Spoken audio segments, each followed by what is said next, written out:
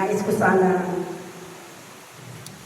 bigyan kayo ng hint na kung maaari ay makinig.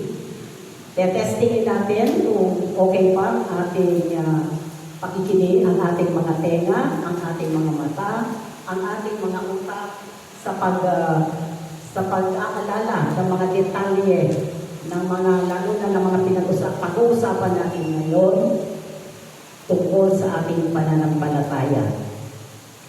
Kung kaya nyo magsulat, the better. Kasi pagkatapos nito, meron tayong test. Teacher talaga.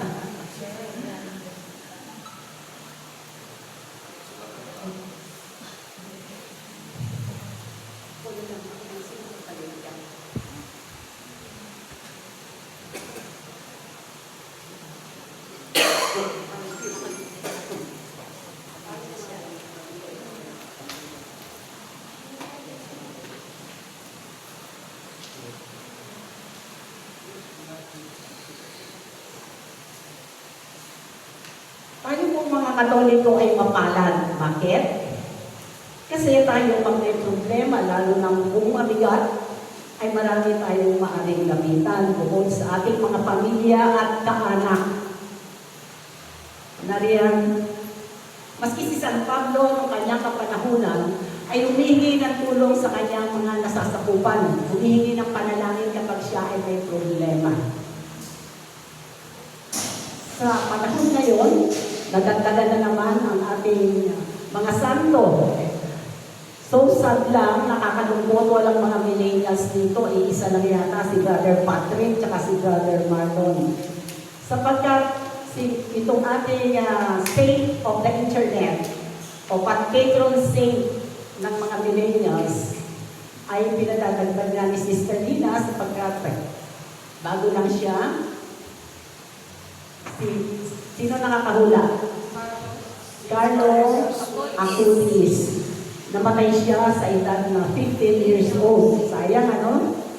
Siya ay gumawa ng website para ipangalan ang salita ng Diyos sa ganoong kabata. Nang siya ay mamatay na tuklasan nila na hindi na naaagnas ang kanyang katawan. Patay na katawan. Merong isang millennial na nagkwento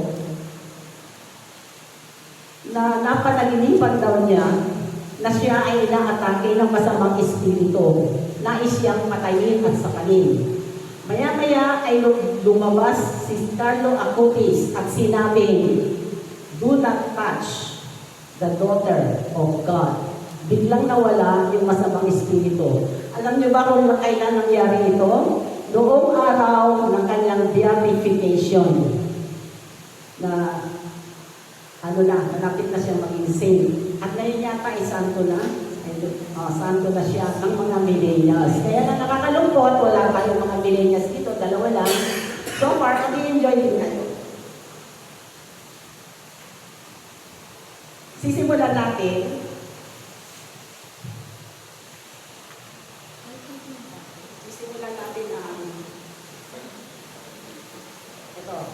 To Jesus,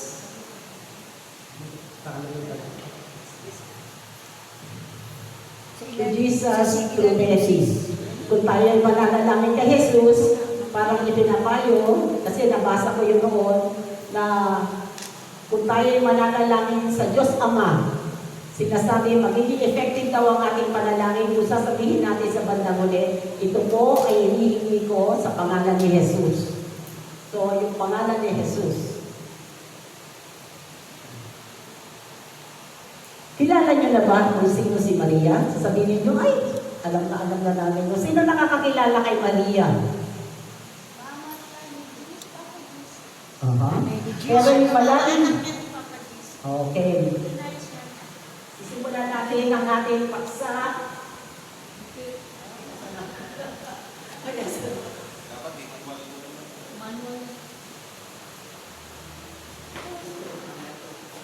Simulan natin ang ating paksa doon sa si Jesus na nakapako, kasama si Maria na kanyang ina, Si Maria na asawa ni Cleopas at si Maria Magdalena.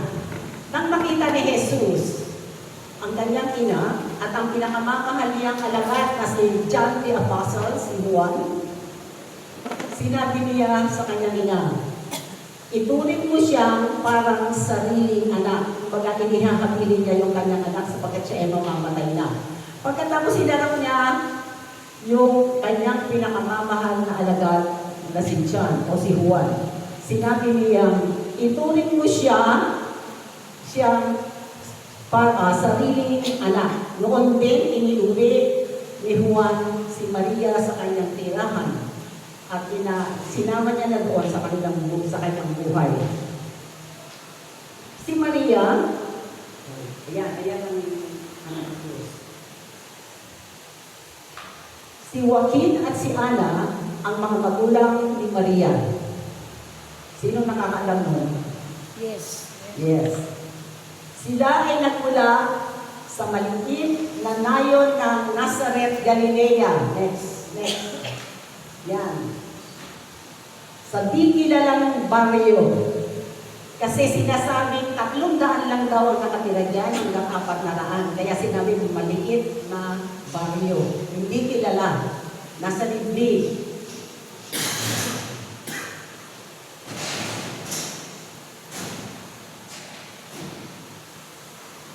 Diyan nakatira si Ana at si Joaquin.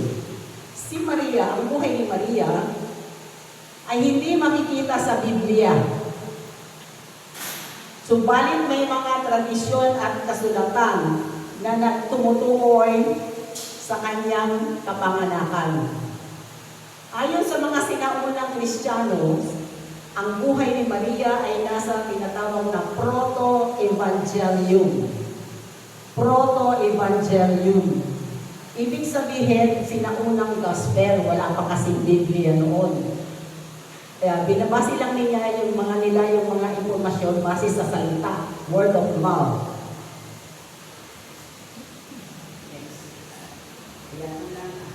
Kaya lang, itong mag-asawang ito ay dumanas ng kalungkutan at pagdadalamhati dahil matagal na panahon silang hindi nagkaanak. Katulad ni Sarah at Abraham, matagal hanggang sa sila ay tumanda bago sila nagkaanak. Dahil dito, sabi kasi nila pagkaganong hindi magkaanak, sabi pa nga, parang isinumpa sila, I don't know, pero yun ang narinig ko. Kaya may nagawa silang kasalanan, kaya kailangan nilang bumawi sa Lord. Kaya ang ginawa ng mag-asawang ito ay nanalangin at nag-ayuno sa loob ng sa kanilang pagsasama. Si Maria naman ay gumawa ng isang sanctuaryo. Ang ibig sabihin ng sanctuaryo ay banal na lugar kung saan siya nananalangin. At dito ay pinangako niya na kapag iniyayaan sila ng isang anak na babae, ay iaanay o itatalaga nila ito sa Diyos habang buhay. So, inihahalin tulad ng kanilang buhay nila Abraham at Sarah na matanda na silang nagkaanak. Bandang huli, sila naman ay biniyayaan din ng isang anak na pinangalanang Maria. Ang Maria sa salitang Hudyo ay Miriam, na ang ibig sabihin ay minamahal ng Diyos o kaya dagat. Katulad ng buhay ni Maria, ito ay malawak, malalim at makapangyarihan.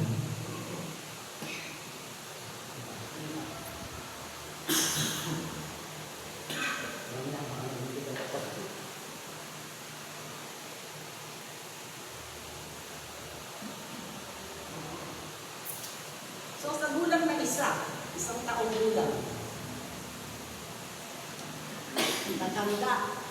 naghanda ng isang marinal na handaan si Joaquin. Sapagkat si Joaquin ay nabibilang sa mga yayamang angkan ng isa sa 12 tribo ng Israel. Naghanda siya, marinal. Inanyayahan niya ang mga pari sa templo, mga eskriba, mga matatanda at lahat ng mga tao sa Israel upang pagbasbasan si Maria. Marahil ay ito, kahit hindi nila nalalaman, ito ay isa na rin paraan ng paghahanda sa pagdating ni Jesus. So, sa gulang na tatlo, inihatid nila si Maria sa templo ng Jerusalem at ipinagkatiwala ang pangangalaga sa kanya sa mga pari. Sinasabing ang mga bataang babae ay kumahagit ng belo. Yung belo sila ng mga pari, ang mga, ayan, may belo silang belo, mga babae. Natuto naman si Maria ng kasulatan ng mga Hudyo at mga kaugaliang panrelihiyon ng mga ito. Sa gulang na 12 hanggang 15, ay pinauwi na sila sa ganitong gulang sapagkat panahon na upang sila ay mag-asawa, 12 to 15. Kaya na tinatayang si Maria ay nag-asawa sa gulang na 15 or 16 or 14. Ang siya ay umuwi na, nagkakilala sila ni Jose at sila ay naging magkasintahan. Isang araw, dinalaw sila ni Anghel Gabriel at sinabi, next, ayan, maganap ka sa puspos ng biyaya, ikaw ay maglilihi at manganganak ng isang sanggol na lalaki at tatawagin mong Jesus. Siya ay magiging dakila at tatawagin mo na anak ng kataas-taasan. Ibibigay ng Diyos sa kanya ang trono ni David na kanyang ama. Lilimliman siya ng banal na espiritu at bababa sa kanya ang kapangyarihan ng kataas-taasan. Sabi naman sa Lucas 1:34, sinabi naman ni Maria, paano mangyayari ito sa akin samantalang ako ay dalaga? So sa kabila noon, tinanggap pa rin niya. Nang mga panahon iyon ay 6 na buwan ng buntis si Elizabeth at naisipan niya dalawin. Pagkaraan ng 3 buwan, umuwi na si Maria. Siyempre, pag-uwi niya, nakita ni Jose na 3 buwan na malaki ang kanyang tiyan. So nag-isip si Jose na iwanan ito ng lihim. Kapag ito ay kanyang nalaman ng mga tao, si Maria ay babatuhin hanggang sa mamatay. Hindi inisip ni Maria yun, tinanggap niya ang responsibilidad. Pero, nagpakita si Anghel Gabriel kay Jose at sinabi, ang pinagbubuntis ni Maria ay bunga ng Espiritu Santo. Sa 1 Timothy 2, chapter 2, verse 5, sabi nga, iisa ang Diyos. At iisa lamang ang tagapamagitan ng Diyos ng tao sa Diyos. At ito ay walang iba kundi si Kristo Jesus na siyang nag-alay ng kanyang buhay para sa ating lahat upang tubusin niya tayo. Iisa, maski na sinabi ni Marco Evangelista na si Maria sa Biblia, ayon sa Biblia at sa simbahan, sinabi ni Marco Evangelista rin, ginagaling yan sa 1 Timothy 2, chapter 2, verse 5, si Jesus lamang ang tagapamagitan at wala nang iba. Tungkol naman sa pamamagitan ni Maria, ito, ang aral na ito ay hindi naman tungkol sa pamamagitan niya sa Ama. Si Jesus lang yon. Kundi, ang kanyang pamamagitan ay sa kanyang anak na si Jesus. At ito ay mababasa sa chapter John, chapter 2, verses 1 to 11. Yun ay tungkol sa kasalan sa Kanaan. Dito ay dumalo si Maria, si Jesus, at ang mga alagad. Nahalata ni Maria na naubusan na sila ng alak. Kaya sinabi niya ito kay Jesus. Kasi sa isang handaan, kapag naubusan ng alak, ito ay nakakahiya. Kaya tinulungan ni Maria si Jesus at sinabi na ubusan sila ng alak. Ano ang sagot ni Jesus? Huwag mo akong pangunahan binan. Hindi pa ito ang aking panahon. Ganun pa man, sinabi ni Maria sa mga alagad, gawin niyo ang lahat ng sasabihin niya sa inyo. So, kung ano ang sinabi niya na tumigil ng tubig, at pinalitan niya ito, ginawa niyang alak. Namagitan si Maria doon sa kasalan upang matugunan ang kakulangan sa alak doon sa Kanaan. Dahil sa pamamagitan ni Maria, bagamat hindi pa panahon, ay gumawa ng himala si Jesus at binigyan ni Jesus ang kanyang ina sa pamamagitan ng paggawa ng alak mula sa tubig. Sapagkat si Jesus ay isang masunuring anak. Ayan ay nakapaloob sa Lucas 2:51. Yes, 51.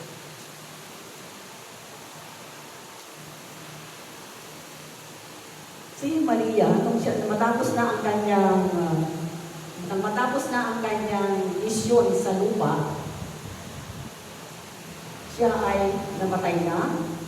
At sinasabing ang kanyang katawan at kaluluwa ay inakyat sa langit katulad nila Enoch at Elias. Kasi merong nagsasabi doon, through word of mouth lang, tinignan daw na may nagsasabi dito, ililibing, kung sinilibing, nagtignan yung libingan, walang laman. So, kasi yung proto-evangelium ay base rin, yung Biblia ay base rin sa proto-evangelium. Yan yung sinaunang ebanghelyo or sinaunang gospel. Mother Mary has visited us more than 2,500 times through her apparitions. But only more or less 30 apparitions were approved by the Vatican. Among which are the following, ayan Our Lady of Fatima, kung saan nagpakita siya kay Lucia, Jacinta at Francisco, Our Lady of Lourdes, sa France, nagpakita ang Mama Mary kay Bernadette, Lady of Miraculous Medal, Mary Help of Christians, sinabi din yung Mother of Perpetual Help. Hindi ko na nailagay kasi nahuli na. Then, Our Lady of Guadalupe. Makikita ninyo si Mama Mary dito na lumuluha. Ang lumuluhang yan ay estatwa o larawan lamang. Makikita ninyo ang luha ay hindi karaniwang luha kundi dugo. Ganyan kasakit ang nararamdaman ni Maria. Bakit? For your information, kung ang Israel, ang ibig pong sabihin ng ateista ay yung mga taong hindi naniniwalang may Diyos.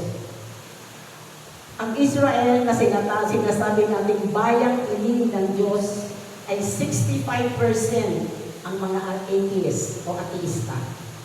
Sa Australia, 70%. Sa Japan, 81%. At sa China, 91% ang mga hindi naniniwalang may Diyos. Kaya hindi siguro huwag kayong magtataka kung marinilig ninyo na binabayo ng mga linggo na iba't ibang kalamidad ang China, ang Japan, at yung mga non-Christian countries.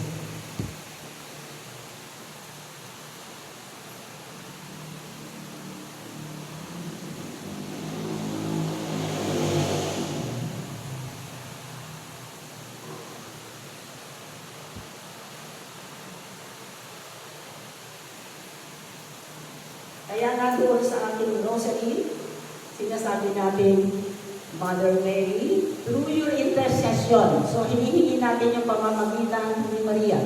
Through your intercession, we beg you to bring peace, safety, protection to our country, to our homes, to our country, and to the whole world. Kaya kung magdadasal tayo, hihingi natin ang pamamagitan ni Maria, sasabihin natin, Mother Mary, through your intercession, yan ay sa rosary. Kapag ka naman tayo nanalangin sa Ama, hihingi natin ang pamamagitan ni Jesus. Ito po ay hinihingi namin sa pangalan ni Jesus. Amen.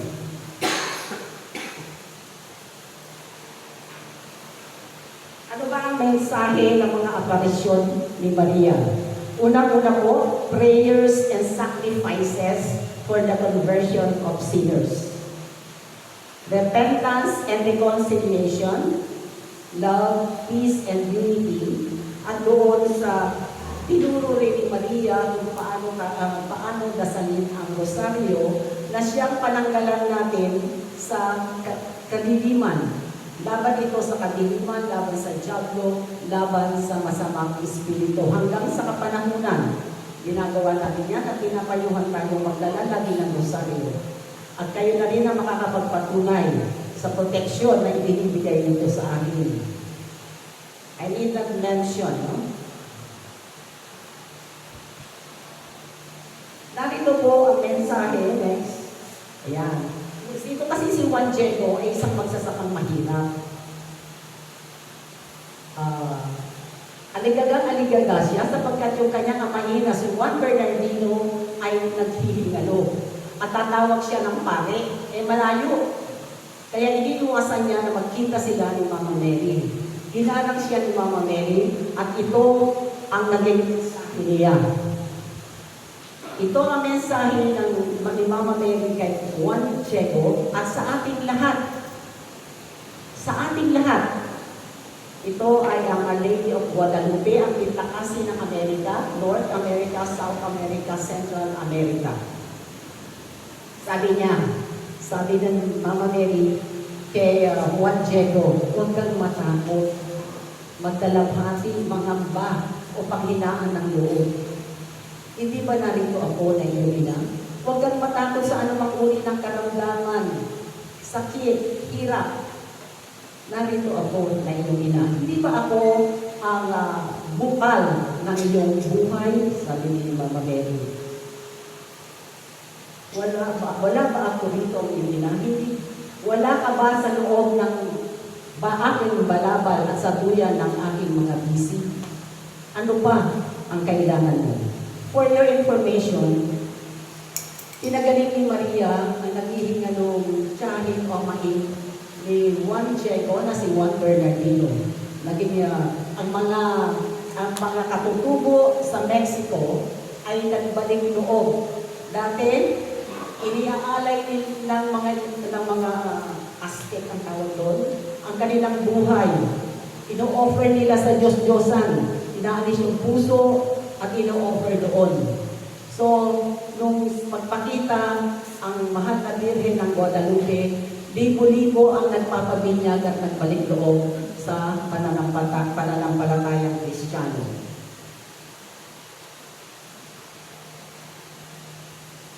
Next. Ayan. Dito sa Magnificat Prayer, kilala niyo ba si Charlie Kirk, yung minarel na protestanteng mangaral? Dahil dito, napansin niya ito sa Magnificat Prayer sapagkat, ito, Tagalog ito, nilingat niya ako kanyang abang-alitin mula ngayon. Ang lahat ng tao'y tatawagin akong pinagpala. All generations shall call me blessed. Napansin ito ni Charlie Kirk. Charlie Kirk, mamaya makikita. Napansin niya ito at sinabi niya, honoring Mary is not secondary or optional. It is biblical. Kasi ang mga protestante, galit na galit sila kay Mama Mary sapagkat alam nila na si Mama Mary ay hindi susulat ang kanyang buhay sa Biblia. Pero sabi nga sa John 21:25, kung lahat ng ginawa ni Jesus ay isusulat sa Biblia, hindi magkakasya doon ang lahat ng aklat na may isusulat nila, maski sa buong daigdig. So kaya nga yung iba, word of mouth na lang. Next, ito si Charlie Kirk. Pag siya ay nagsalita, maraming mga tao nakikinig sa kanya. Siya ay isang protestanteng mga ngaral. Ayan ang mga tao, dami. Kaya lang nabaril siya. Well, siguro hindi natin alam ang purpose ni Lord. Siya ang nagsabing, honoring Mary is not optional. It's biblical, sabi niya. Umanga siya kay Maria sapagkat sabi niya, Mary is a model disciple. Pinuri niya si Maria, imbis na sinagalit sila. Is a model disciple, a perfect believer, and the mother who always leads us to Jesus. Yun ang sabi niya. Kumanga siya. Sabi niya, truly, Mary is the solution to the country's problem. Kasi sa Amerika, meron silang tinatawag na toxic feminism, nagkakagulong mga kababaihan. Doon, dahil sa kanila pag pinaglalaban nila ang kanilang mga karapatan. Sabi niya, Mary should be emulated or should be followed. Sapagkat sabi niya, Mary is the solution to the problem. Brothers and sisters in Christ, hindi ginagawa ni Maria ang lahat ng ito, hindi para agawin ang pagka-Diyos ni Jesus. Inilalapit lamang niya ang mga tao sa kanyang anak na si Jesus. Ibig niya na maligtas tayong lahat. Dahil dito, ay ginagawa niya ang mga aparisyon. Kaya nga, sabi rin ni Charlie Kirk, si Maria ay hindi lamang masunurin at mababang loob. Siya ay matapang. Sabi niya, matapang daw si Maria, humahanga siya kay Maria. Pero hindi natin alam na siya ay matapang. Tinanggap niya ang responsibilidad na maging ina ng Diyos, despite of the fact na maaari siyang mapatay doon sa pamamagitan ng pagbato. At hanggang, mula noon, hanggang sa mamatay si Jesus, nandun siya sa piling ni Jesus. Kaya nasabi ng matapang si Maria. Sa kanyang gulang na 14 to 15 years old, hindi dapat. Pero ganun siya. Kaya humahanga siya. Kaya lang so sad na lang, nabaril naman siya. Siguro may purpose si Lord. So, to Jesus, through Mary. Amen? To Jesus, through Mary. Amen? Okay. Maraming salamat po. Maraming salamat, praise the Lord. Sana may natandaan tayo sa pahirati sa atin.